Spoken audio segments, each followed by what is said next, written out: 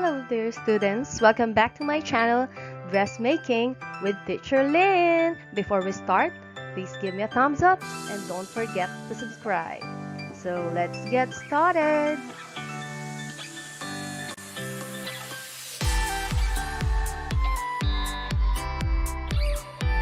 Today, you will learn more about the facings and their types.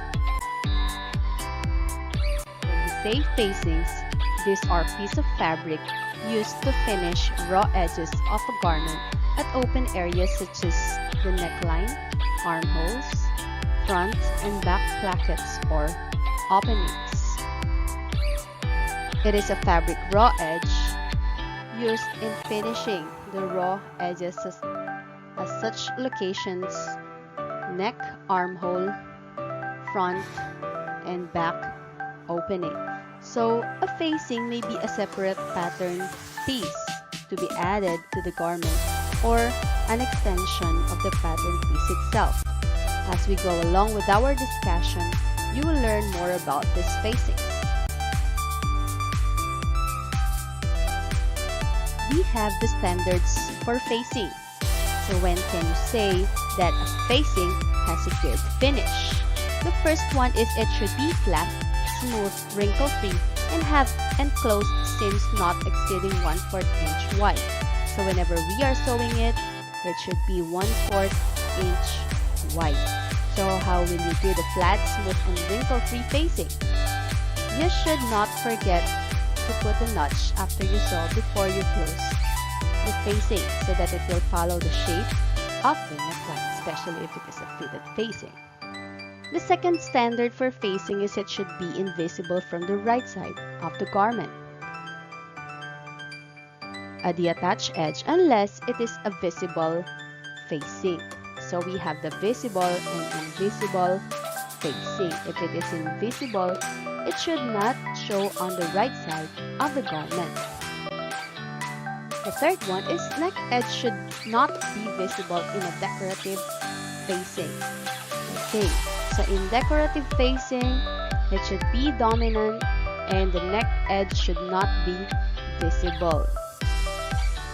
And then the fourth standard is it should be even in width. Of course, this facing should always be even in width. The fifth one, no hand stitching should be visible on the right side. For it to have a neat finish, of course, a good standard for facing has no hand stitching at the right side. The sixth one is seams of shape facing or the fitted facing should match the garment's seams and shape. So if you are facing a sweetheart, a keyhole, or a round, it should follow the shape of the ones being faced. And the last one, seams on bias should be on the warp threads and should be located inconspicuously. So since the in bias, we cut it diagonally, it should be on the warp threads.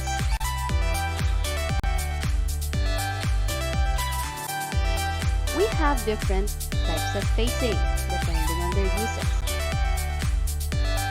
What you can see right now is how we make a bias tape. And here are the samples of the bias facing. So what do we mean by bias facing? Bias facing is a strip of fabric cut on the bias or cross grain so that it can be shaped to match the curve of the edge it will be applied to. It's like the ones illustrated here. It has a bias, and when we say bias, it is a garment term referring to any slanting line of the straight grain. It is cut diagonally on the fabric at 45 degrees of the grain of the fabric. So on this picture, it is illustrated on how to join the bias strips. You have to place two lengths, right sides facing each other or together, right angles to each other, and stitch at least 1/4 inch. And then you need to open, trim, press in open, and trim off the overlapping edges. So that is how you make the bias. and that is the bias facing. This is an example of another type of facing, and it is what we